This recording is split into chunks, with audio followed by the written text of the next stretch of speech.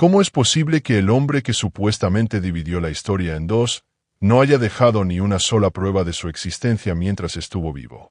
¿Cómo se explica que no exista ningún documento, ningún testigo directo, ninguna inscripción, ningún objeto ni rastro que confirme que Jesús caminó realmente por las calles de Judea? Si Jesús fue tan importante como nos han dicho desde niños, ¿por qué los historiadores que vivieron en su época no escribieron una sola línea sobre él? Esta es la primera gran prueba que derrumba por completo la existencia de Jesús, la ausencia total de evidencias contemporáneas. Estamos hablando de un periodo en el que el Imperio Romano registraba prácticamente todo. Tenían cronistas, filósofos, administradores, historiadores y hasta burócratas que escribían sobre los eventos más triviales. Y sin embargo, nadie, absolutamente nadie, menciona a un hombre que supuestamente hacía milagros, que fue seguido por multitudes, que causó alborotos en el templo, que fue juzgado por el mismísimo Poncio Pilato, que fue crucificado en Jerusalén y que después, según los evangelios, resucitó. ¿No te parece absurdo que todo eso haya pasado y que ni siquiera se haya filtrado un rumor en los documentos oficiales de la época? El silencio es ensordecedor. No es que existan pocos textos sobre Jesús en su tiempo, es que no hay ninguno. Y eso, en el mundo de la historia, no es menor. Cuando un personaje supuestamente ha tenido un impacto inmenso, lo mínimo que uno esperaría es que se hable de él en su tiempo, no décadas después. Toma, por ejemplo, a Filón de Alejandría, un filósofo judío que vivió en la misma época en la que supuestamente vivió Jesús. Filón escribió extensamente sobre la vida judía en Egipto y Jerusalén. Viajó a Jerusalén. Conocía bien a los fariseos, saduceos, romanos, gobernadores, templos. Escribió más de 50 tratados. ¿Y sabes cuántas veces mencionó a Jesús? 0. Ni una sola vez. ¿Cómo se explica eso si Jesús realmente causó una conmoción entre las autoridades religiosas? ¿Cómo pudo haber pasado inadvertido para un cronista tan meticuloso? Luego está Justo de Tiberíades, otro historiador judío que escribió una historia de los judíos desde Moisés hasta su presente. Justo vivió en Galilea, en la misma región donde supuestamente Jesús realizó su ministerio. ¿Cuántas veces menciona a Jesús? 0. Y este patrón se repite una y otra vez. Los historiadores más cercanos al tiempo de Jesús no lo mencionan ni siquiera para criticarlo o negarlo, simplemente no existe para ellos. Y si no existe para ellos, ¿por qué deberíamos creer que existió para nosotros? Algunos defensores de la fe intentan salvar esta ausencia argumentando que Jesús era un personaje insignificante para los ojos del imperio. Pero esa excusa no resiste un análisis lógico, porque esos mismos documentos mencionan a cientos de personas menores, bandidos crucificados, líderes locales, sectas religiosas extrañas, incluso falsos profetas. Pero Jesús, el que supuestamente cambió el mundo, no aparece. ¿No es eso extraño? Lo único que tenemos sobre Jesús son textos escritos por creyentes décadas después de los supuestos hechos y eso ya debería levantar sospechas. El Evangelio de Marcos, considerado el más antiguo, fue escrito probablemente alrededor del año 70 después de Cristo. Eso es casi 40 años después de la supuesta crucifixión. ¿Puedes imaginar la cantidad de mitos, leyendas y exageraciones que pueden surgir en 4 décadas? Especialmente en una época sin grabadoras, sin periódicos, sin verificaciones. Y para colmo, los evangelios no son textos históricos, son textos teológicos. Su propósito no era informar objetivamente, sino convencer. Hablan en metáforas, repiten patrones de las escrituras hebreas y muchas veces contradicen hechos conocidos del período. Si Jesús hubiera sido real, habría sido mencionado por al menos un historiador independiente mientras vivía, pero no lo fue. Nadie habló de él, nadie lo ubicó, nadie lo registró. ¿Puede una figura así de influyente que simplemente no dejó rastro? Porque cuando hablamos de Sócrates, de Alejandro Magno, de Julio César, incluso de figuras menores como Herodes Agripa, todos están bien documentados. Hay fuentes cruzadas, hay testimonios, pero Jesús, nada, silencio total. Y eso no es insignificante, es escandaloso, porque nos han hecho creer desde niños que Jesús fue el personaje más importante de la humanidad. Nos enseñaron que transformó el mundo. Pero si eso fuera cierto, ¿por qué los registros históricos no lo muestran? La única respuesta lógica es también la más incómoda, porque probablemente nunca existió, o al menos no como lo pintan. Y esta ausencia de pruebas directas, esta primera prueba demoledora, no es una mera omisión. Es una señal poderosa de que todo pudo haber sido construido después con fines religiosos, políticos y de control. Porque no estamos hablando de un campesino más. Estamos hablando del supuesto Hijo de Dios, que caminó entre nosotros, que hizo milagros, que fue adorado y perseguido.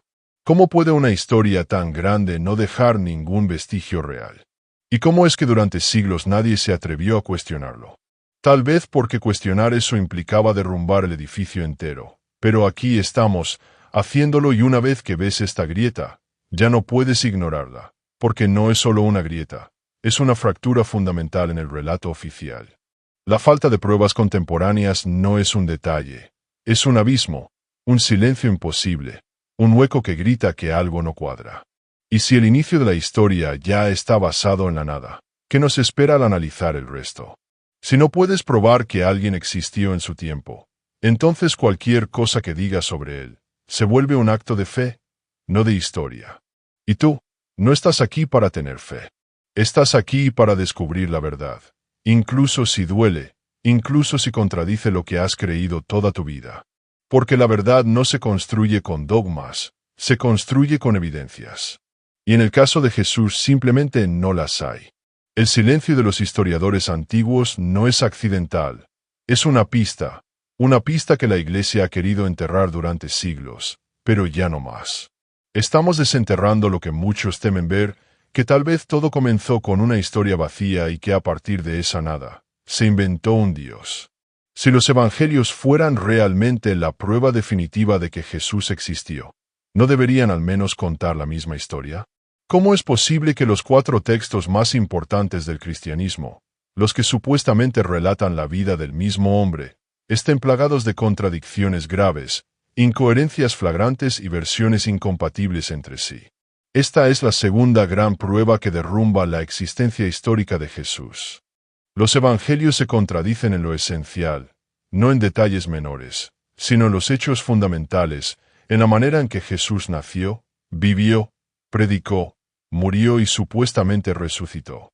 Y lo más escandaloso es que la mayoría de las personas religiosas jamás ha comparado estos textos entre sí.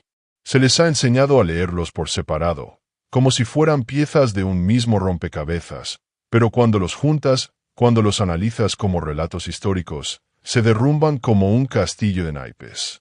Empecemos con el nacimiento. ¿Dónde nació Jesús? Mateo dice que en Belén y que José y María ya vivían allí, pero Lucas afirma que vivían en Nazaret y que viajaron a Belén por un censo ordenado por el emperador. ¿Cuál es la verdad? No pueden ser ambas. Además, ese censo romano que menciona Lucas no coincide con ningún registro histórico y ni siquiera tendría sentido obligar a las personas a regresar a la ciudad de sus antepasados para empadronarse. Luego está el caso de Herodes. Mateo dice que Herodes intentó matar a Jesús, lo que obligó a José y María a huir a Egipto. Pero Lucas, sorprendentemente, no menciona ninguna masacre ni ninguna huida. Según él, la familia regresó a Nazaret tranquilamente. ¿Cómo puede uno de los hechos más dramáticos y conocidos de la infancia de Jesús estar totalmente ausente en otro evangelio? O uno de las dos mienten, o ambos están contando ficciones distintas. ¿Y qué hay de la genealogía de Jesús? Aquí las contradicciones son tan ridículas que ni siquiera intentan disimularse. Mateo y Lucas ofrecen 2 genealogías completamente diferentes de Jesús. Ni los nombres coinciden, ni la cantidad de generaciones. ¿Cómo puede ser esto posible si se trata del mismo hombre? ¿Cómo puede el supuesto Hijo de Dios tener 2 linajes humanos diferentes? La explicación oficial de la Iglesia es que una genealogía es la de José y la otra es la de María. Pero eso no tiene sentido, porque ambas dicen ser de José. Y en cualquier caso, si Jesús nació de una virgen, ¿por qué molestarse en trazar una genealogía humana a través de un padre adoptivo?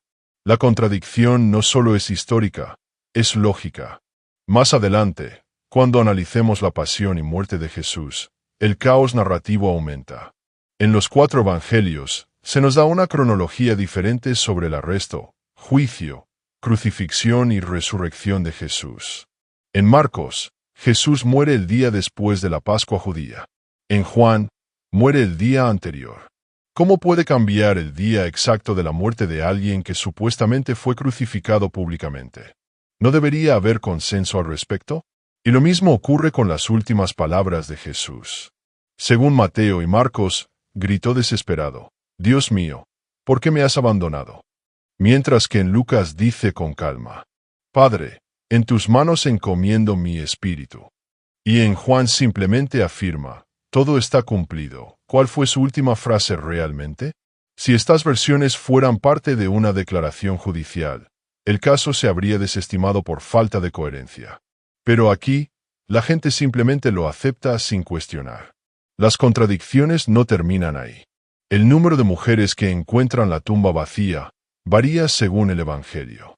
El tipo de ángeles, el lugar donde se aparece Jesús resucitado, la reacción de los discípulos, todo cambia. ¿Y sabes qué es lo más revelador? Que cada evangelista adapta la historia a su propio público. Mateo escribe para judíos y por eso enfatiza el cumplimiento de profecías hebreas. Marcos escribe para una comunidad sufriente y resalta el sufrimiento de Jesús. Lucas se dirige a griegos y muestra un Jesús más compasivo. Juan va más allá y presenta a Jesús como una figura casi divina desde el principio. ¿Cómo puede un mismo personaje tener 4 versiones tan distintas, si realmente fue una figura histórica concreta? La respuesta es que los evangelios no son testimonios, son teologías. Cada autor construyó su propio Jesús según lo que quería transmitir. No partieron de los hechos, sino de las creencias. Y eso los descalifica como documentos históricos. Si Jesús hubiera sido una figura real, su historia tendría una coherencia básica. Pero lo que encontramos es una colección de relatos que se pisan entre sí, que se contradicen, que se reescriben. ¿Y sabes qué es aún más alarmante? Que la Iglesia ha intentado desde siempre tapar estas contradicciones con explicaciones que no resisten análisis. Dicen que los evangelios son complementarios, que no se contradicen, sino que se suman. Pero eso es falso. Porque decir que alguien murió un viernes y otro dice que fue un jueves, no es complementariedad, es contradicción. Porque afirmar que hubo un ángel en la tumba y otro que hubo 2, y otro que Jesús se apareció en Jerusalén y otro que en Galilea, no puede ser parte de la misma historia, son relatos distintos. Y si la base de la fe cristiana está construida sobre textos que no se ponen de acuerdo, ¿no deberíamos sospechar que lo que están contando no ocurrió realmente? ¿No es lógico pensar que cada comunidad fue inventando su propia versión de Jesús, adaptándola a sus necesidades espirituales, políticas o emocionales? Al final, lo que queda no es una historia firme, sino una colección de mitos ensamblados a la fuerza. Y esta es la segunda gran prueba que derrumba la existencia de Jesús. No hay un solo Jesús en los evangelios. Hay 4. Al menos y cada uno contradice al otro y ninguno de ellos tiene testigos históricos reales.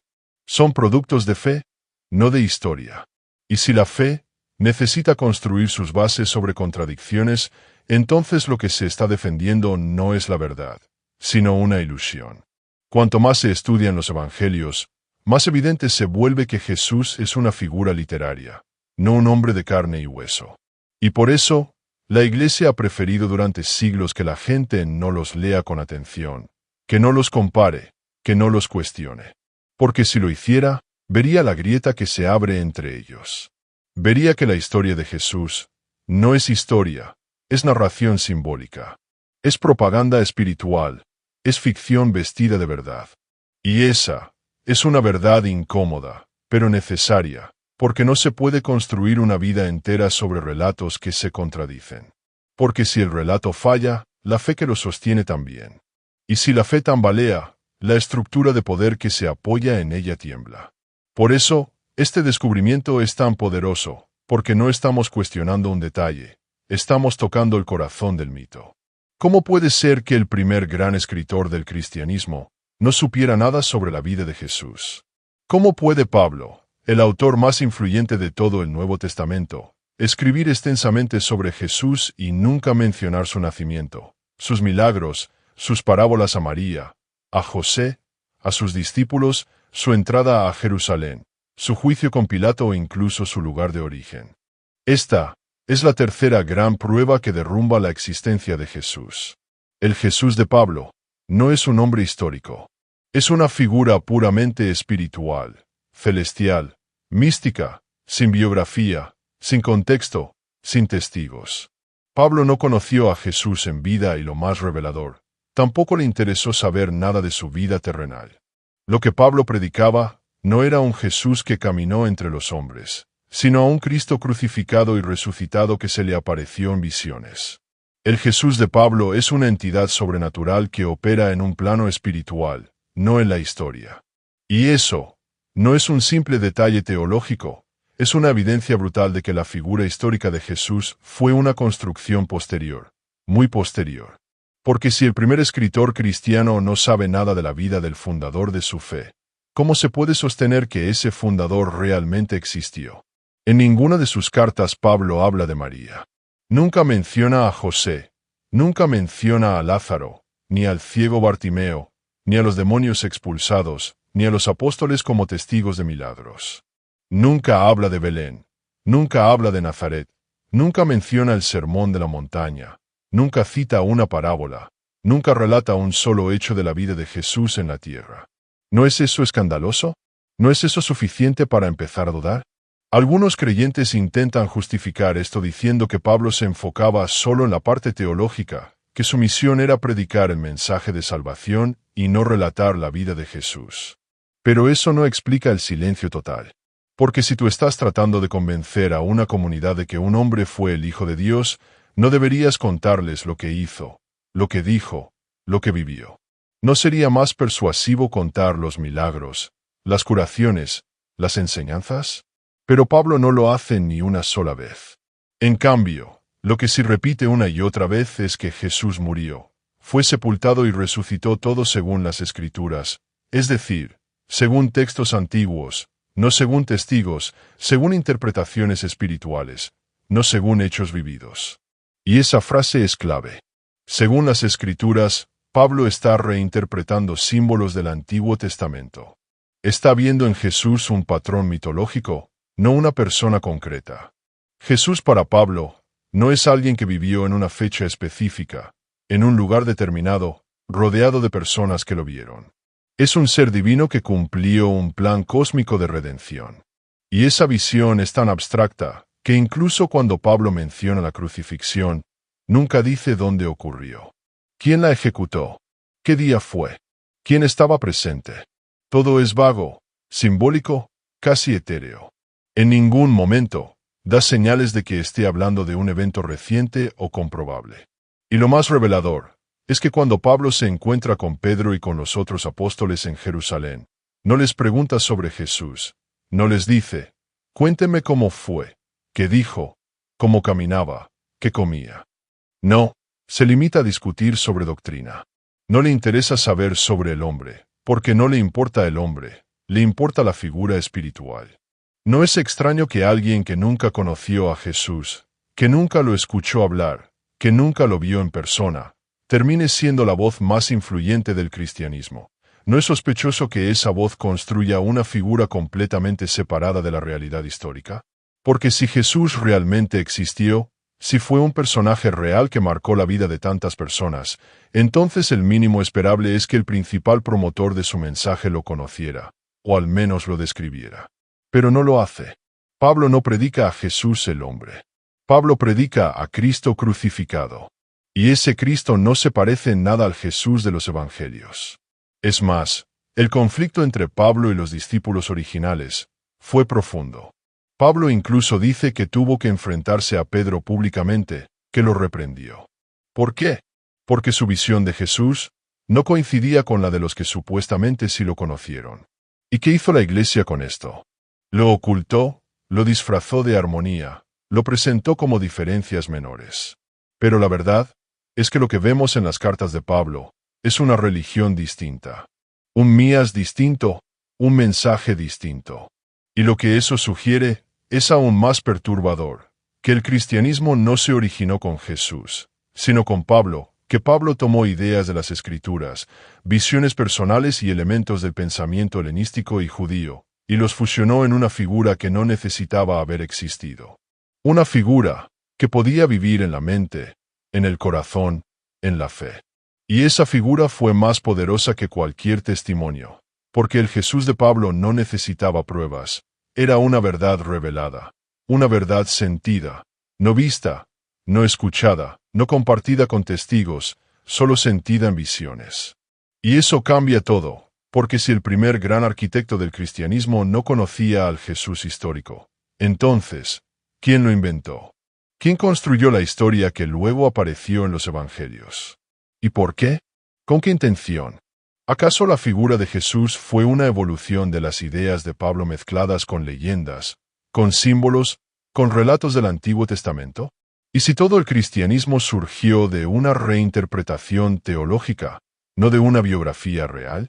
Esta es la tercera gran prueba que derrumba la existencia de Jesús, no solo por lo que Pablo no dice, sino por lo que dice y cómo lo dice. Porque su silencio sobre la vida de Jesús no es accidental, es estructural, es parte del diseño y nos lleva a una conclusión inevitable. El Jesús que conocemos no es un hombre de carne y hueso. Es una figura espiritual construida desde la fe, no desde la historia. Y eso no es una opinión, es un dato, un hecho textual. Basta leer las cartas de Pablo, basta notar lo que falta, basta analizar lo que repite. Si Jesús existió, Pablo no lo conoció. Y si Pablo no lo conoció, entonces su mensaje no es un testimonio, es una invención. Y si la base de la religión está en esa invención, entonces el resto es una construcción encima del vacío. Y si te dijera que las únicas supuestas pruebas históricas externas de la existencia de Jesús fueron manipuladas, alteradas o directamente inventadas por la propia Iglesia. Y si te mostrara que esas famosas menciones en textos romanos o judíos no son lo que te han hecho creer. Esta es la cuarta prueba que derrumba por completo la existencia de Jesús. Todas las fuentes externas que supuestamente confirman su vida son insertos, falsificaciones o interpretaciones forzadas que se introdujeron siglos después para fabricar una ilusión de veracidad. Comencemos con el caso más famoso y más citado por los defensores de la existencia histórica de Jesús, el Testimonium Flavianum. Una supuesta mención de Jesús en las obras del historiador judío Flavio Josefo.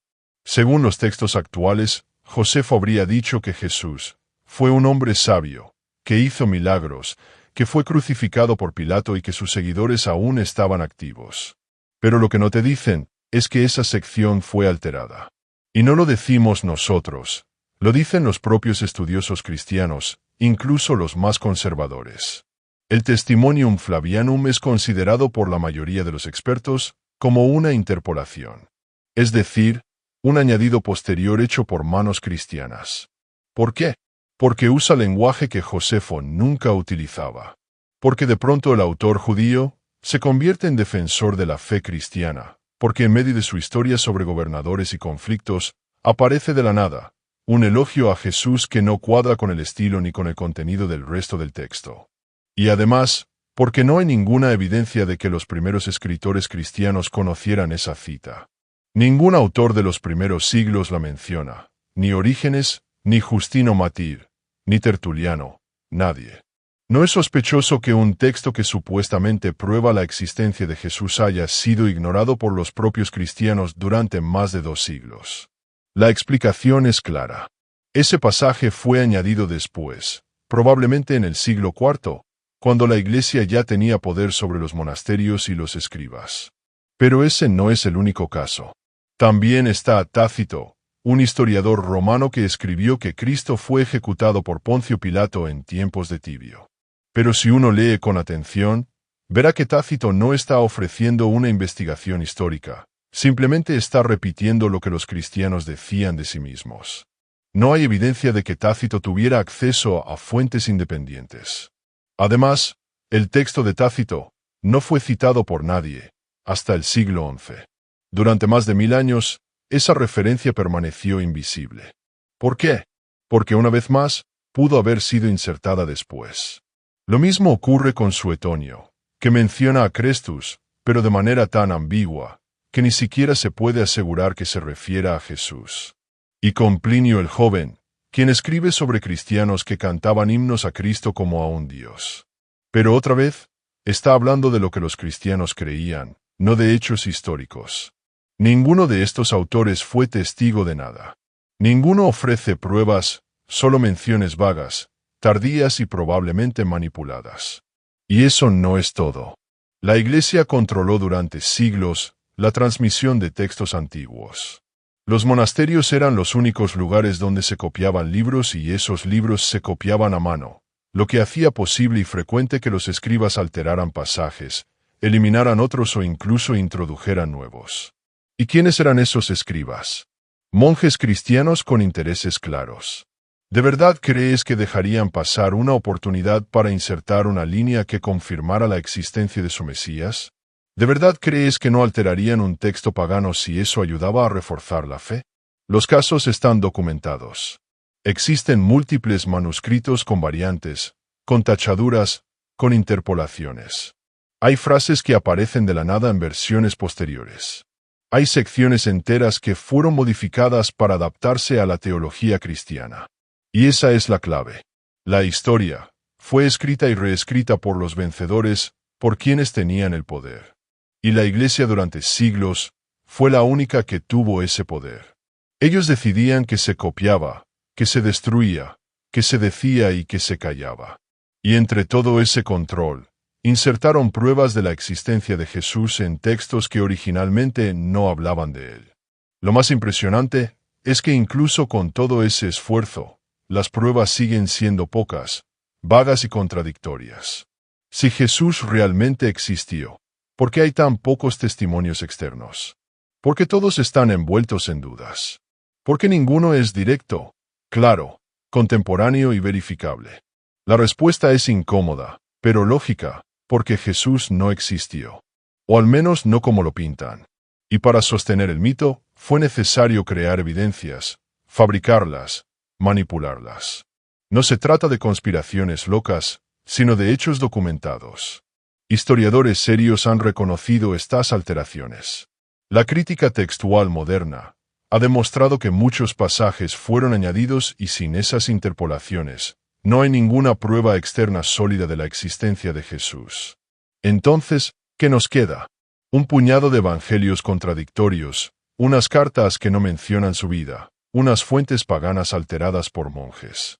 Eso es todo lo que respalda al hombre que supuestamente dividió la historia en dos. Si las únicas pruebas que tenemos se caen al más mínimo análisis crítico, entonces no estamos frente a un caso de historia, sino de propaganda. Y eso debería hacernos reflexionar profundamente, porque nos han educado desde niños, para creer que Jesús fue real, que caminó entre nosotros, que enseñó, que murió, que resucitó. Pero si todo eso se sostiene sobre documentos alterados, entonces lo que hemos creído no es verdad. Es tradición, es mito, es construcción. Y esta es la cuarta prueba que derrumba por completo la existencia de Jesús. La evidencia externa simplemente no existe. Y la poca que se presenta es producto de manipulaciones.